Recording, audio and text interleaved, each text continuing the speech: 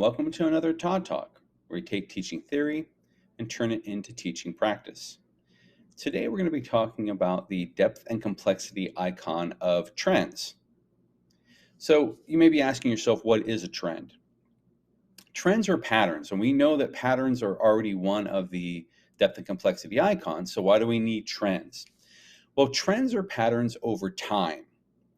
And it's charting the trend over this period of time. It could be a year, it could be 10, could be 100, 1,000. But you are following this trend to see when it is popular and when it is not popular. And there's going to be ups and there's going to be downs with these trends. The easiest example to think of is the stock market. So the stock market doesn't have set prices for its stocks. The stock prices change from day to day, year to year, decade to decade. And so what people try to do is they look at the trends. Is it going up? Is it going down? Do I want to buy it now? Do I want to sell it now? And so people who are stockbrokers have to look at these trends and then try to predict what will happen with the stock. And if they guess right, or they predict right, they can be very wealthy as a result. If they predict wrong, they could lose all of their money. And so this is just one real life example of how we use trends. We also look at trends when it comes to fashion. So when you look at things that are really popular, jean jackets were really popular when I was in school back in the 1990s, and then they went away for a while. And then they're back again, and jean jackets are once again in fashion. And this tends to happen with clothing. The fashion will go out, and then it will sometimes come back. Sometimes it doesn't. Sometimes it just dies out. So sometimes the trend doesn't pick up. And so that could be one thing. When you're looking at the worth of something, like let's take this Honus Wagner baseball card. This was sold for $1.5 million. And so the question becomes, why would someone be willing to pay that much money when A, it didn't cost that much to make, B, it didn't cost that much when someone originally bought it, and C, you may not be able to sell it for that cost ever again. Then again, it may go up to $6 million in another 10 years, and you can sell it and make a profit. Or it might lose its value. And so you have to kind of watch these trends and try to predict things that might happen as a result of these trends. So the question becomes, how can you chart these trends? And so one thing you can do is you can use what's called a trend timeline. So what exactly is a trend timeline? A trend timeline is a timeline that shows the fluctuation, either up or down, of either the value of something or the popularity of something. But you can use this trend timeline to try to look at patterns. And then once you've established these patterns, you try to predict the future. So let me give you an example of a trend. So this right here is what's called a Rubik's Cube. And a Rubik's Cube has been around for the last 40 years or so. And so in 1980, it was introduced. And so this is where the Rubik's Cube first came out and was marketed to people. And it was an instant hit. People loved it. And as a result, the popularity of the Rubik's Cube skyrocketed. And it only took a year to do this. By 1981, hundreds of millions of Rubik's Cubes were being sold and being played with. Trends can happen very quickly. They can also dissipate very quickly. So what started to happen is you got a lot of people buying it, and then the people that wanted to buy it, the other people did not necessarily. And so this trend started to fall. And so you saw the Rubik's Cube fall in popularity. As soon as 1985. In 1985, the Rubik's Cube trend was considered to be dead, and people had moved on to other things. However, because this is over time, some influences, like could be, we talked about influences before, but one influence that happened is that there was a woman who decided to put an algorithm on the internet of how to solve a Rubik's Cube. One of the most frustrating things about a Rubik's Cube is that some people can solve it, other people couldn't. They just didn't have the know-how to do that. She put this algorithm on the internet, and all of a sudden people had the key of how to solve this. So she did this in 1997. So all of a sudden you saw the trend of the Rubik's Cube start to go up and became popular because this woman put this on. And so a new generation of people kind of fell into this Rubik's Cube. And in 2000, two things happened in the year 2000. So the two things that affected here is, first off, the Rubik's Cube patent was no longer, in other words, the company that created the Rubik's Cube no longer had the sole patent on it. So when they built it in 1980, by the time 2000 came around, the patent had lapsed, so anyone could make a Rubik's-like cube. Didn't have to be this one company. So a bunch of people started making these Rubik's Cube, and they became very popular in Japan. They became popular over in Southeast Asia, and so the popularity started to rise. Another thing that started to happen during this time is there was a phenomenon known as speed cubing. Speed cubing is simply how fast can you solve a Rubik's Cube? And some people got it down to 20 seconds. And so they would have these competitions and they would try to solve them. And so these became very popular. And as a result, the popularity of the Rubik's Cube went up.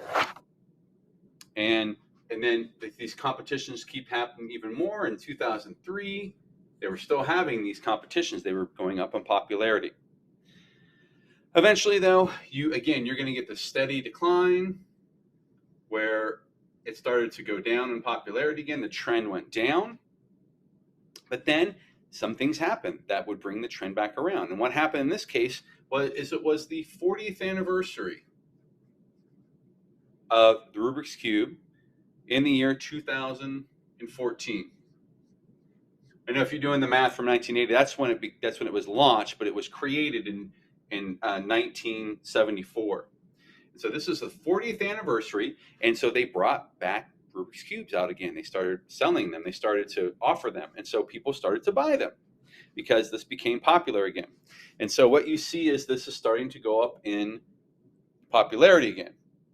And so the question now, though, is that now that it's the year 2022, and remember, anyone can make a Rubik's Cube now. And so there's this new cube, it's called a Go Cube. And it is a Rubik's Cube that you can keep track of how you're doing it. And so when you do it, it does it virtually on a computer. So when you take the Rubik's Cube and you manipulate it, you'll have a program that shows you how you're manipulating it. It shows you how to do that. And so as a result, we have to see, will this pop? So it's going up already. How popular will the Go Cube make the Rubik's Cube? Would it make it go up? Will it be a failure and go down?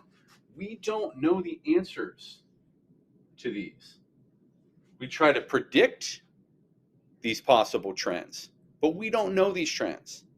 And so we have to try to look at the patterns over this period of time and try to see where it's going to go, because it's kind of gone all over the place.